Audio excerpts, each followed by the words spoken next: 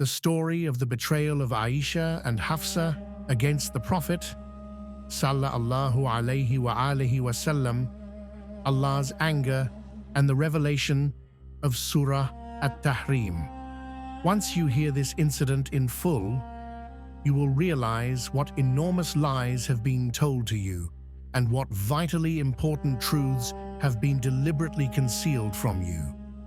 Everything I am about to relate is taken directly from the most authentic sources accepted by Sunni Muslims themselves. Full references will be provided in the description. The Prophet sallallahu alaihi wasallam had 9 wives, and he would visit each of them in turn according to a set rotation. One day during Hafsa's turn, the Prophet visited her home, but she had gone out to attend to some business. At that time, Maria al-Qibtiyya was present in Hafsa's house. Maria was the Prophet's bondswoman, a woman of deep faith and beauty, whom the Prophet loved dearly, and with whom he had a son, Ibrahim. In Hafsa's absence, the Prophet was intimate with Maria. It is crucial to understand that this act was entirely halal, lawful under Islamic law, as Maria was his bondswoman and he had every right to be with her. However, Hafsa returned and discovered what had happened. She became furious, crying out, "O Messenger of God, in my house, on my own bed?" Although there was no religious violation, as the rotation schedule was not mandatory and Maria was his lawful right, but Hafsa's jealousy was ignited. Both Aisha and Hafsa held deep envy toward Maria due to her youth and beauty.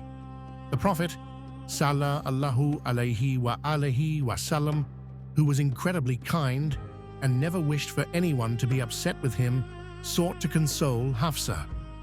To preserve the unity of the family, he told her, "I swear that I will not approach Maria again, and I forbid her unto myself." Yet, Hafsa remained angry. To calm her down, the Prophet said, "I want to tell you a secret, but you must not tell anyone." Hafsa asked, "What is this secret?" The Prophet sallallahu alaihi wasallam revealed, "I have appointed Ali as my executor and successor. However, this will be prevented. Abu Bakr will succeed me first, followed by your father, Umar, who will seize the Caliphate."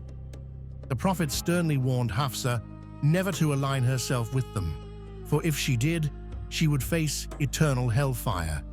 He emphasized that this was a divine secret and must not be told to anyone, not to Aisha, not to her father Umar, and not to Abu Bakr.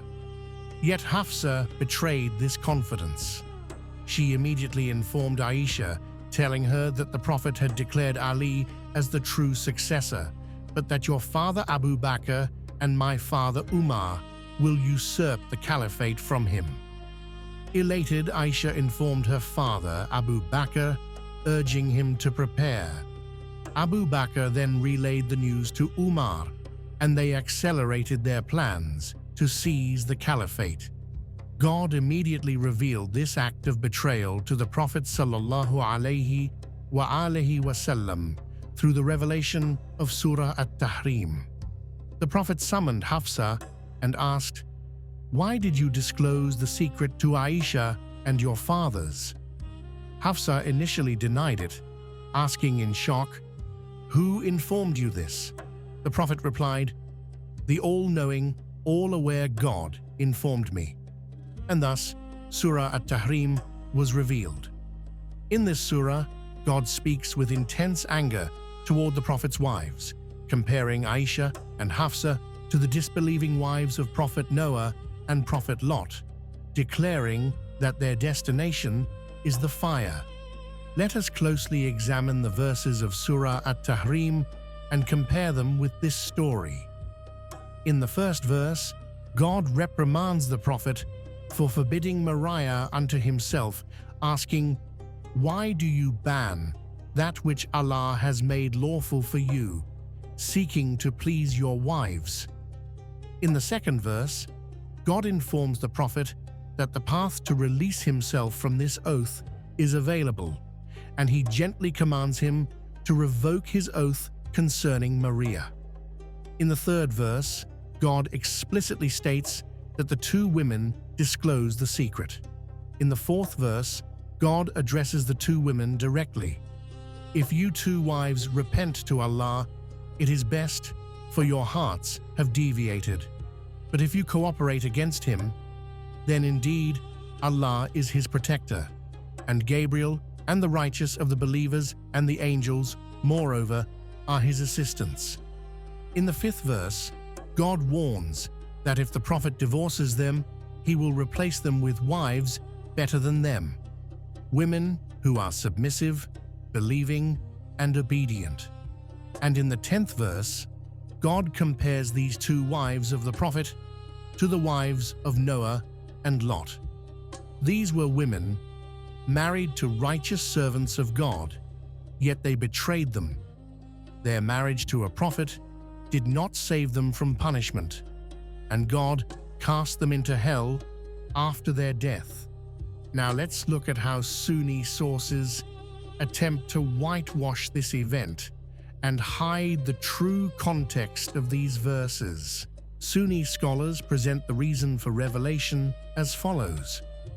The Prophet had promised his wives he would no longer eat honey, but he ate honey anyway. Hafsa asked him, "Have you eaten honey?" He replied, "Yes," but added, "Don't tell this secret to anyone." Yet Hafsa told Aisha and their fathers about the Prophet eating honey. Following the revelation of Surah At-Tahrim, the Prophet divorced Hafsa. Some time later, Gabriel descended and told him, "Hafsa is a faithful woman who observes the night prayer. Remarry her." This is, quite frankly, ridiculous. It is clear this is a fabricated story designed to cleanse the reputation of these wives. 1. If Gabriel came down to tell the Prophet to remarry Hafsa, as they claim, why is that not in the Quran? 2. More importantly, ask yourself, is the Prophet eating honey such a catastrophic event that God would reveal an entire surah about it? 3. Is revealing a secret about honey truly a betrayal so grave that God would compare the Prophet's wives to the treacherous wives of Noah and Lot, who are in hell? It is obvious that by using these false interpretations, they are concealing the true secret of this story. The Caliphate of Ali ibn Abi Talib, alayhi as-salam, after the Prophet. You might ask to yourself, but aren't the Prophet's wives called the mothers of the believers? al-Mu'mineen? Doesn't the Quran say this? The reality is that before the Prophet's passing, some men were discussing marrying the Prophet's wives after his demise. To prevent this disrespect, God titled them Mothers of the Believers, solely to establish that no one has the right to marry them, just as no one can marry their own mother. It was a prohibition on marriage, not a guarantee of their infallibility. Let us return to the story. Following this, to ensure their fathers would reach the Caliphate quickly, Aisha and Hafsa decided to eliminate the Prophet. They conspired to poison him. This account is recorded even in Sahih Muslim and Sahih Bukhari, as well as many other Sunni and Shia sources. All Muslims agree that the Prophet died from the effects of poison. However, look at what Bukhari narrates. Aisha said, "During the Prophet's illness, we forced medicine into his mouth. He signaled to us not to do it, but we said, 'It is just a patient's dislike of medicine.' When he regained consciousness, he asked, 'Why did you give me this medicine?' We admitted we did. He then said, 'Let everyone in the house act out this medicine as I watch, except Abbas, for he was not present.' Notably, Aisha and Hafsa did not drink from that medicine.